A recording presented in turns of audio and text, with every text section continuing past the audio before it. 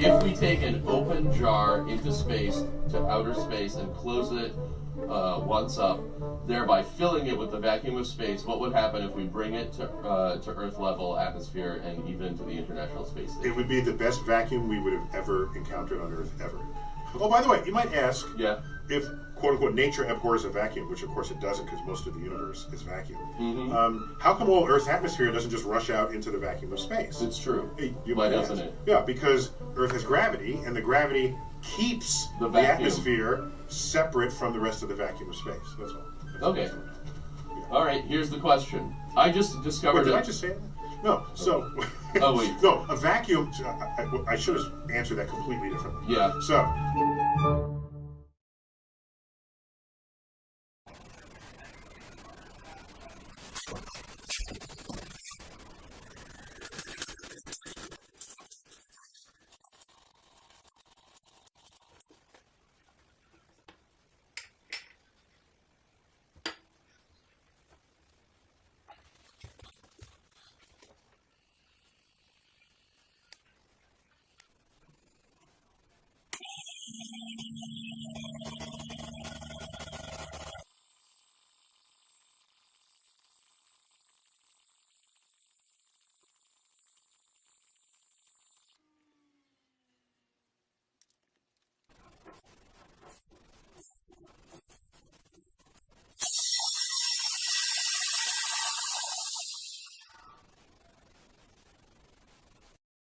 What pressures were present?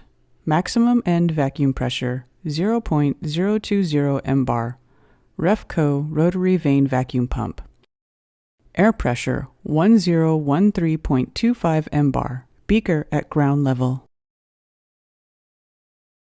The chamber starts at 1013.25 mbar and finishes at 0.020 mbar.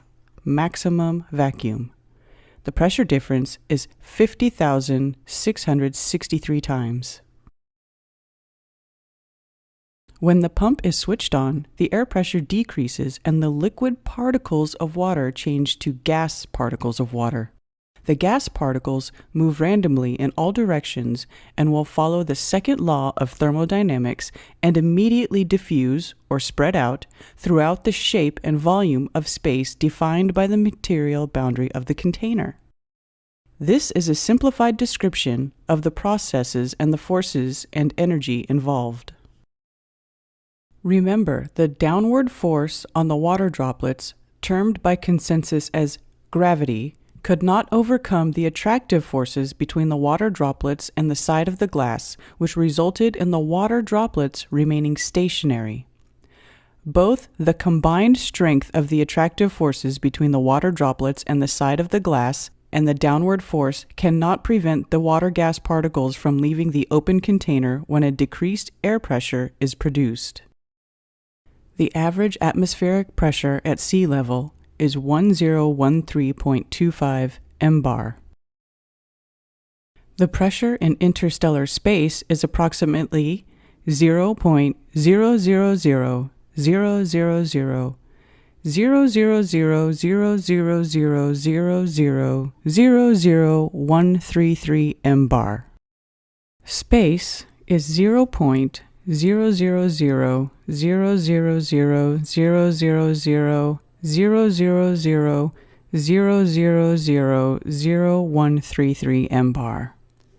Earth's atmosphere is 1013.25 mbar. The difference in pressure is 76 quintillion, 184 quadrillion, 210 trillion, 526 billion, 315,789,474 times. You know exactly what that means.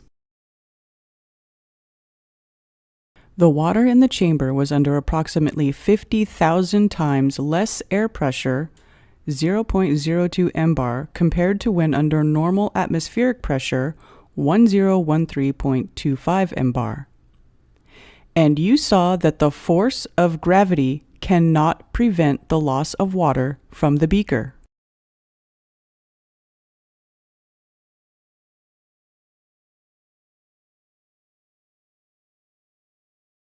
Applying the same scientific principle here, no matter how uncomfortable, we know what must happen to the Earth's atmosphere and liquid water.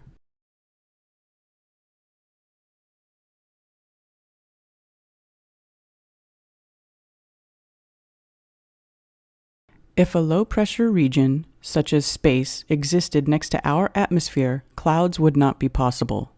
The seas, oceans, rivers, lakes, and other water bodies would also not exist.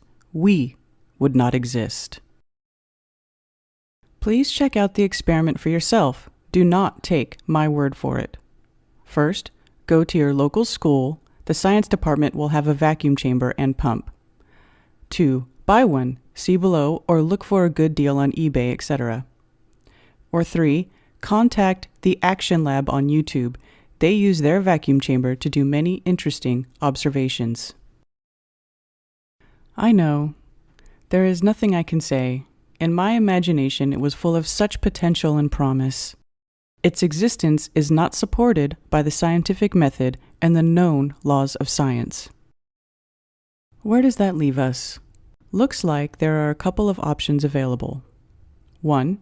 Become a science denier and state that the second law of thermodynamics is incorrect, even though you cannot prove it is incorrect using the scientific method. 2. Smile awkwardly, ignore this evidence, and keep on believing in an ever-expanding universe, but don't think what it could possibly be expanding into. 3. Do the test for yourself and start a wondrous journey of self-learning and understanding. 4. Start asking difficult questions and be prepared for some difficult answers, or no answers whatsoever, and just more difficult questions. Where now? Now it gets interesting. The water under reduced air pressure observation. Dr. John D. in the kitchen. This video is dedicated to Nathan Oakley and the Flat Earth debate. I cringe when trying to remember how many times Nathan has had to repeatedly explain the concept behind this observation. I felt inspired to do a simple video that will hopefully be a visual guide. The video clip you are about to observe demonstrates the effect of reduced air pressure on liquid water. Main observations. 1. The liquid water droplets on the side of the glass beaker gradually became smaller in size over time. 2. After a couple of minutes, the liquid water droplets could no longer be seen on the side of the glass beaker. 3.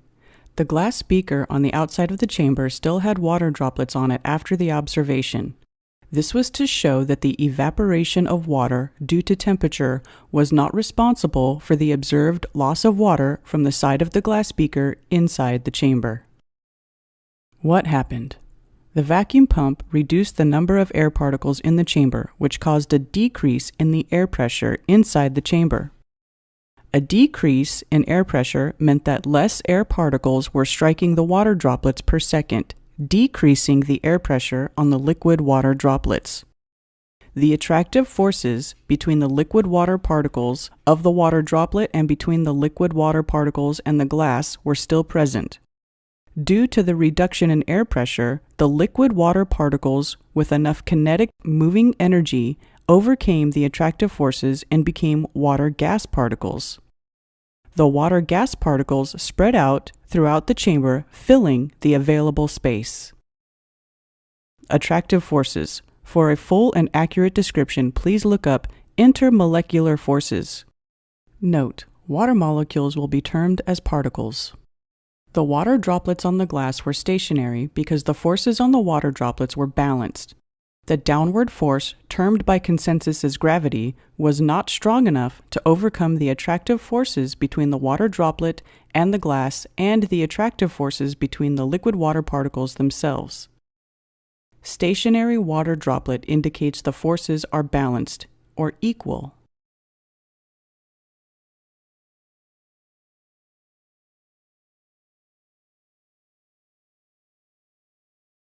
There are attractive forces between the water, H2O particles, in the water droplet. It is these attractive forces between the water particles that results in the formation of a water droplet. The red lines represent the attractive forces between the water particles. To know more about attractive forces between water particles, please search hydrogen bonding. Although each liquid particle has kinetic moving energy and is moving and rotating, the kinetic energy possessed by the majority of liquid particles is insufficient for the particles to break free of the liquid water droplet and become gas particles. To gain an understanding of this concept, see the Maxwell-Boltzmann energy distribution for particles.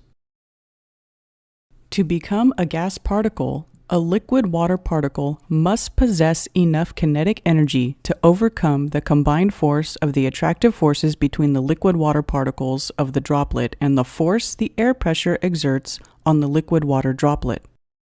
When the air pressure is reduced by the use of the vacuum pump, then the force the air pressure exerts on the liquid water droplet within the low-pressure chamber is decreased.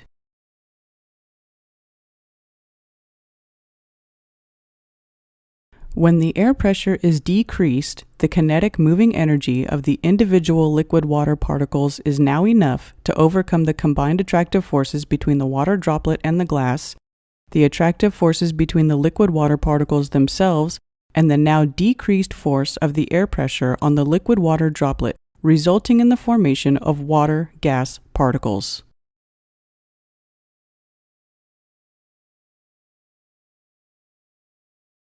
In accordance with the second law of thermodynamics, the water-gas particles will diffuse, spread out, and fill the available space of the container.